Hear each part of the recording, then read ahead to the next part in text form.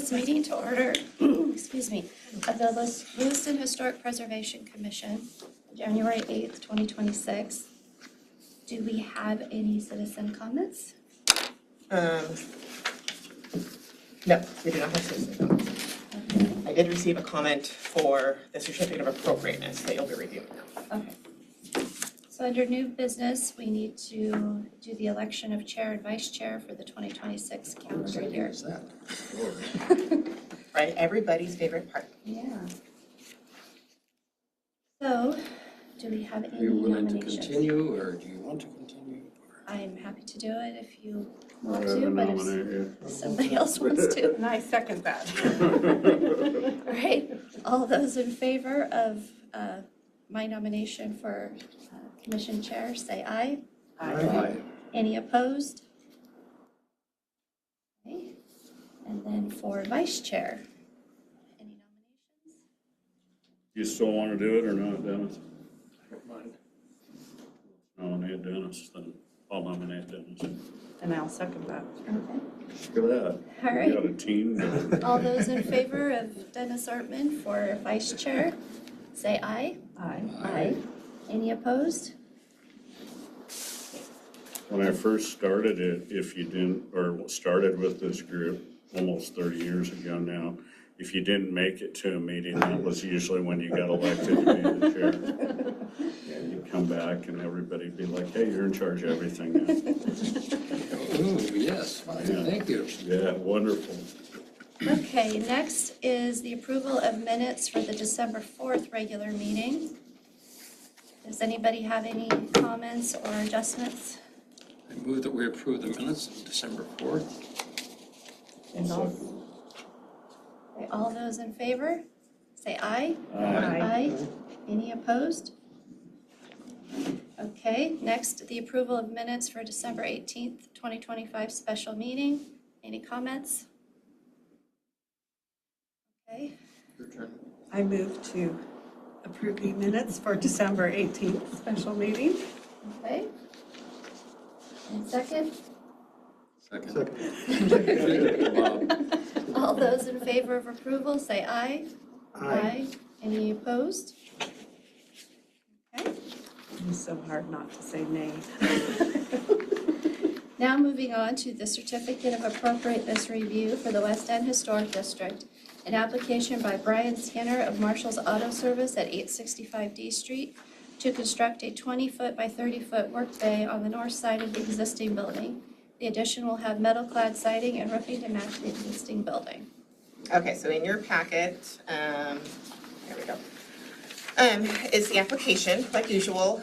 So it's a 600 square foot addition to the north side of the building. So it is visible from the street, but it will be kind of behind the existing structure. So there is some renderings, some architect renderings that were included in the packet, kind of showing you the existing building. There's some photos in there. The existing, so the addition that was done quite a while back, that again is to the north. And then the secondary addition that they're proposing. You can see the bay doors here. And Mr. Skinner is present with us if anyone has any questions for him. You can see in the renderings kind of the colors. So it's currently kind of a whitish gray color. It has the blue trim around it. The proposed addition would match in color. Also provided in your packet are some cut sheets for windows, doors, the siding product that they're proposing to use, the color, which is the white, what the soffit's gonna look like. So they provide quite a bit of information regarding just what they're proposing to do and how it will look in comparison to the existing building. And then, like I mentioned, I did receive one email regarding this. So this is from Marilyn Stonebreaker, who owns property at 913 Main Street and 89 9th Street. It says, hi, Katie, Phil and I own 2 parcels of land that are in close proximity to 865 D Street, where Brian Skinner wants to add on to Marshall's Auto Service. We both approve and support the addition of the work bay that Brian wants to add to the property. We encourage the city to approve the required certificate of appropriateness so that Brian can proceed with his building project. It is nice to see new business development in the downtown, and we highly support Brian's initiative to increase his business space. And so that's from Marilyn and Phil Stonebreaker. That's what I like about it at this point is the fact that it matches kind of what we were doing in that neighborhood with the other buildings that were there, Yeah, and it is, consistent with what we were trying to. even though it is metal clad, it does kind of look very similar to the building you guys approved last year for K&G construction, where it's that kind of shed roof style, you know, kind of just goes with the architecture that was already there. It's not trying to be something it isn't. It just kind of blends into that landscape of the building that is existing. Does anybody have any questions or I'm just discussion? curious about the history of that building there, Mark. My understanding is it was some sort of gas station at some point. Brian, do you know? Was when I was a little In kid. 1950, it was started off as the first it was a bulk oil storage facility back in like 1900. And in the 50s, the bulk storage was removed, and the service station, the original building you can see from the street view, was put in the 50s. And then 2004, the addition that's on there now was installed in 2004, and then we were adding to that existing addition. So it's been remodeled over the years. Yeah, the bigger bay in the back picture that's existing now was put on in '04. But the rest of it's still original except for the front windows got changed. When we had a incident where brakes fell on a car. Any other questions, discussion? Okay. Well, let's start through our review. I will read each paragraph. So not everybody has the review sheet, just FYI, because like I said, printing problems. But Leah does. So I will read the heading paragraph, and then if we decide it's appropriate, we'll continue through the each number underneath it. So A, brick, stone, and concrete. Buildings with brick exterior walls may be structural, load-bearing brick, or simply a brick veneer covering another structural material. So I would say not applicable to this project. Okay, number 2, metals. Metals were often used in historical buildings, particularly for ornamental elements such as columns and cornices, and utilitarian features such as door and window hardware. So the building is a metal building. I would not say that this is, I think a lot of this section talks about character defining or historical metal elements. Yes. So the commission should decide whether or not they think that ultimately applies or not, even though it is a metal building. I can read each definition if you would like me to go through that real quick underneath that. I Pardon? don't think it applies either because it's, I don't think it does either. It's talking about metal features yeah. on a Yeah, it says historical historical metal features in And multiple this is, sections. this is in addition to the addition that was done in 2004, so building. Right. it's not like we're looking at the historical part of the building. Yeah, which is like that storefront piece, Yeah, right? yeah.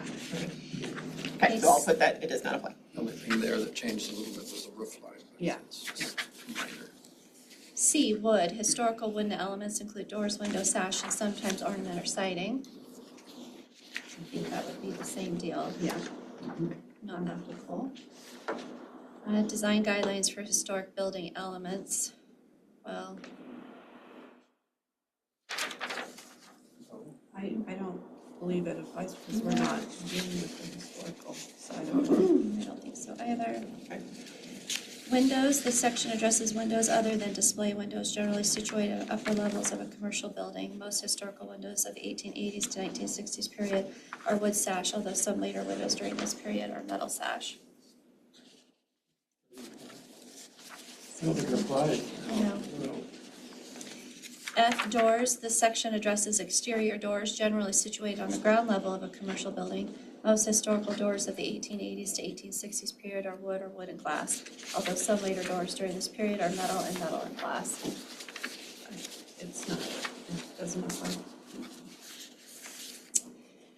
G, roofs. This section addresses commercial building roofs of the 1880s to 1960s period, most of which are flat with a flat or shaped parapets. Interesting one. Part of it does look like this. Do you want to read through them and see Yeah, let's do what might that. apply? Number one, preserving the character-defining shape, color, and materials of a historical roof, particularly the high visible parapet or eaves, cornice, or other ornamental detailing, and if possible, from the street roofing materials. Look at it, it's the same building. The whole separate. Yeah, I would say no, it's talking about a historical roof. right, it's Just No. doesn't quite quite. quite fit. No. And number two, mentioned is historical roof features cannot be repaired, replacement with new. So, and then number three is replacement of missing elements. And, It's not addressed, it's not. no, I don't think any of this is applicable. So, H, awnings and canopies, cloth and sometimes metal awnings and canopies were common during the 1880s through 1960s period. That's why. Chimneys, Homes dealing with new construction. yeah, I think that's the last one. You're getting there, you're getting there. Chimneys in 1880s to 1860s historical buildings are generally brick features. I would say no Chimney. no chimney. Balconies, although balconies are rather uncommon, they may have been present on historical buildings. No balcony. No balcony. Design guidelines for addition to historic buildings. There you go. Converting a historic building to a new use may necessitate construction of additions. This is acceptable under the treatment rehabilitation. So I would say we need to go through this. Number one, construction of additions, including elevator shafts and additional exit stairways on less visible facades of a historical building or set back from the main facade, such as additions should be designed to be subordinate to the original building. So is this applicable to this project? And does it comply? I feel like it's probably applicable, but I also feel it applies, or it complies, not applies, it complies. Yeah, because it would be on the less visible facade, because Yes. it is on the Yeah. north side of the building, right? It is a smaller addition than the previous one, which is the part that you kind of see stick up. Any other comments on that? Is everybody comfortable with it complies? Yep. Number two, construction of additions compatible with the historical building in terms of scale, materials, and character, but easily distinguished from the historical portions of the building. I think it complies. Complies. Number three, roof additions should be set back to reduce visibility from streets adjacent to the main facades. If visible from the adjacent streets, such additions should be of modest size and compatible, although distinguishable from the original building. That complies on that too. Number four, building modifications allow barrier-free disabled access designed to be compatible and subordinate to the original building. Disabled access at the main entrance is desirable. So this is not an ADA access situation, because this will not be a customer area. Right, so we're not even dealing with that. So not applicable. Five, preservation of additions that have achieved historic significance in their own right. That is, additions that are generally 50 or more years of age and retain an acceptable level of integrity may be desirable. So, that addition is It's only, only 2004, wasn't it? so I would say it's not applicable. Yeah. Are you changing the color to the roof line, or? No, nothing it'll, like that? the building will just be white with the blue trim, just like it always It's has. gonna be the same, okay. Yeah, same color palette as what the original was. The pictures kind of look like it might have. Sorry. Okay, design guidelines for parking facilities, lighting, signs, and streetscapes. Since the goal of rehabilitation is to provide new uses for historic buildings, and the setting must be conducive to the selected use, parking facilities, lighting, signage, and generally pleasant streetscapes are of the utmost importance in encouraging people to visit shops and commercial venues in the historic district. I don't think think that applies. applies because they're not Doing anything anything with with the front portion. Okay.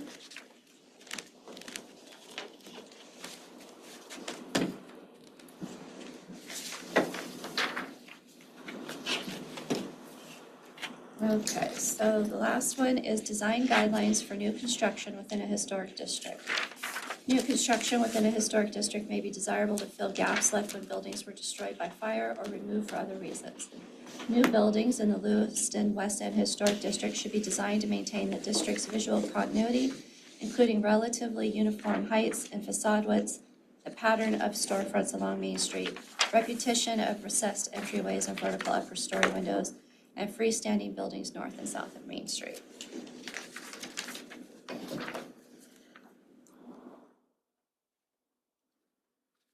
So if we're not sure, I can go through.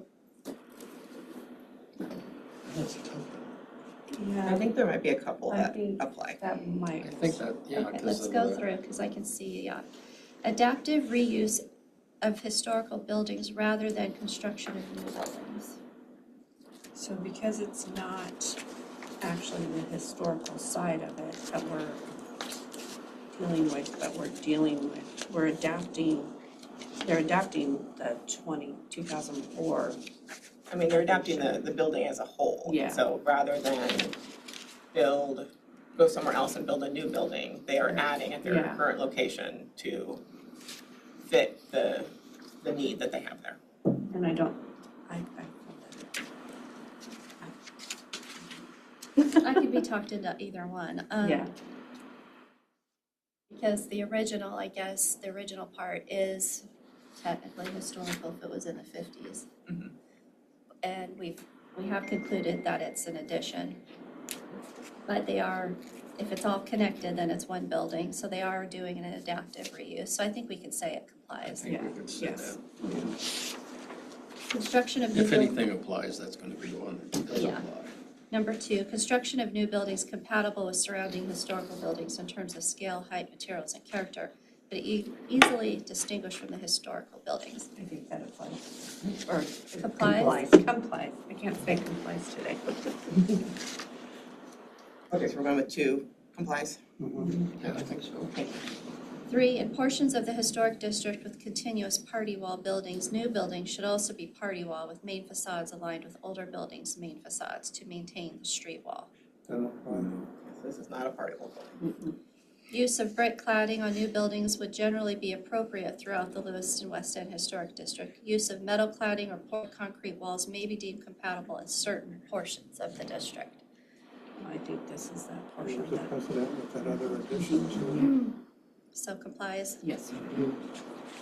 Design of windows and doors on new buildings' main facade to be compatible with those of nearby historical buildings in terms of general size and alignment. Yes. Well, they're keeping the same. Because it's got the tall Side building plan. next to it. I mean, it really does. It's actually smaller, isn't it? If I'm looking at the photos, it's less tall as the Well, previous it's edition. as tall as the one right next to it. Yeah, it's as tall as the previous Is it? edition. Okay. It's just kind of finishing the peak. So this was design of windows and doors on a new The building. windows, they are the same as what the addition. So, yeah.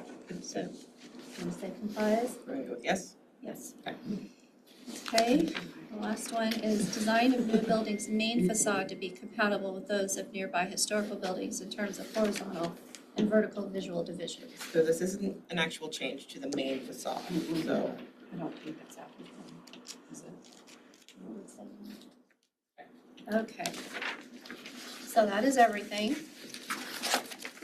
So unless anybody has a comment, I would ask for a motion to approve the certificate of appropriateness to construct a 20 by 30 foot work bay on the north side of the existing building at 865 D Street. So moved.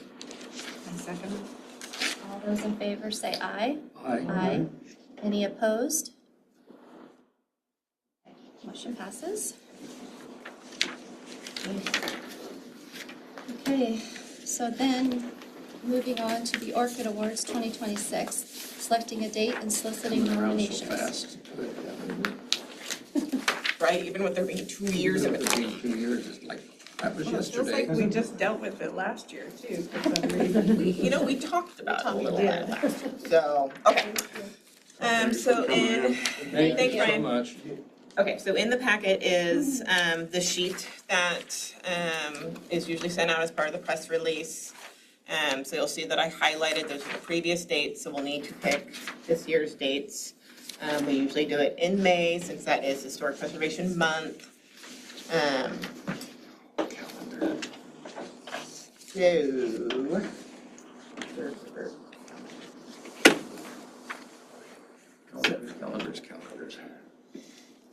In May, so we could do it Saturday, May 2nd, which is the first Saturday.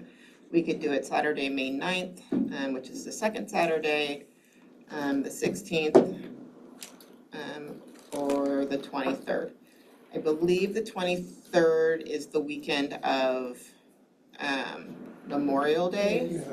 So that I'm would only be a going to good be one. there those first two, but I'm not. I feel like normally we do it that second Saturday, which is the weekend of Mother's Day, but I think that's traditionally when we held it, the night. Yeah, I won't be here after that. I'm traveling the rest of the month. And of course, I will have to verify with the Historic Society that we can use the Capitol building on that date, but we could tentatively pick a date. And then I could confirm. I'm guessing with that? it'll be I'm pretty good safe. with the ninth. And Leah normally is not available on Saturdays, so I will need a volunteer to do the presentation.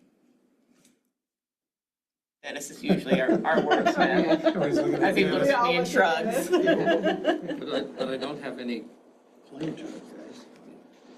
Lots of people can do that. Lots of you are good. Well, and we could have multiple people take a role and, you know, you could each do one nomination, right? I don't know that we have to figure that out right now, but I enjoy doing it if Wait it's till something everybody's that here can and then be we'll done. put it to them. Well, that is the something that ones we. that aren't here, we'll Yeah. just say we Oh, nominated there we them. go. Right. Just so you know. It's not a horrible process. Okay, I'm gonna put tentatively that we're gonna go with May Actually 9th. I will verify with Mary that Capitol Building is available. Same as usual, we'll have our nomination deadline be April 1st, so that we can review the applications that are turned in at the April meeting. And that way I have time to make the certificates and do all the other pieces of that. Okay, so then B on that is your guys' homework. And so I can send A lot of places. there are a lot of places. So, and more so, I would like the commission to consider, so normally I go through and I pull the last 2 years worth of certificate of appropriatenesses that you guys have reviewed, right? And I send that to you and then you guys can do the little drive around and figure out what you would like to concentrate on and nominate. But I do also know that there have been several buildings, especially in the Normal Hill area, that have done improvements over this last year, whether it just be like they're repainting, they're cleaning up their landscaping, whatever. There have been a number of them that have gone through that process in the last 1.5 to 2 years. And so I would encourage the commission to maybe take a Sunday drive and see what you see, get an address, let's do some research. Let's find some folks that maybe did improvements that didn't need a review from this commission, but are worthy of recognizing.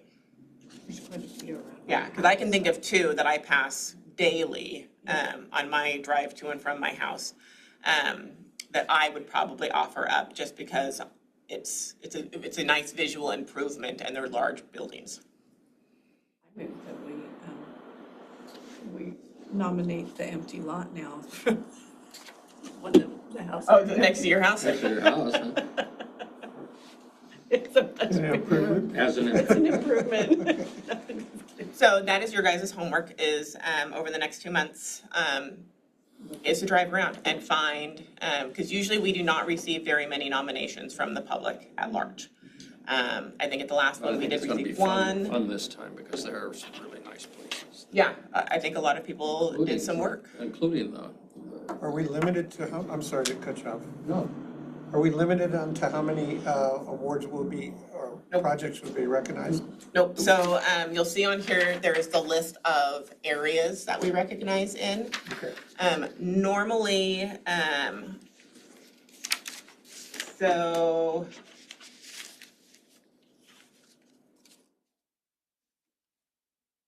we don't frequently do the excellence in historic preservation, because that one is specific to the Secretary of Interior standards. So like the Normal Hill area, that overlay zone is not held to that standard. The downtown district is, but we don't frequently see people doing renovations to that level. So that one we don't issue very often. Contribution to historic preservation is one we utilize a lot, and that's usually people just doing improvements to their homes, kind of bringing them back to life, we'll say, making them look how they might have looked when they were first built. A lot of buildings, especially when they've like repainted or fixed up their landscaping or done stuff like that, a lot of them fall into that category. Preservation sensitive new construction, we've handed that one out a couple of times. I don't necessarily know if we have any that would fit into that category this year. But that's usually someone building a brand new building, a brand new home, but having it match the neighborhood. Friend of preservation is for a person, of course. So that's someone who is engaging in either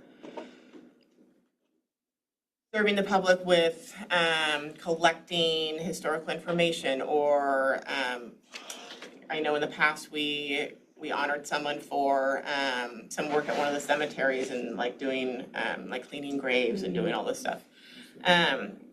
So that would be a person-specific one.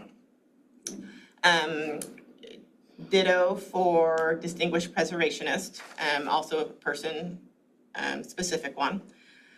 Cultural heritage preservation would be landscape or landmarks, cultural heritage. We've utilized that one for folks working with like the Nez Perce and the Native American stuff, pulling all of that history together.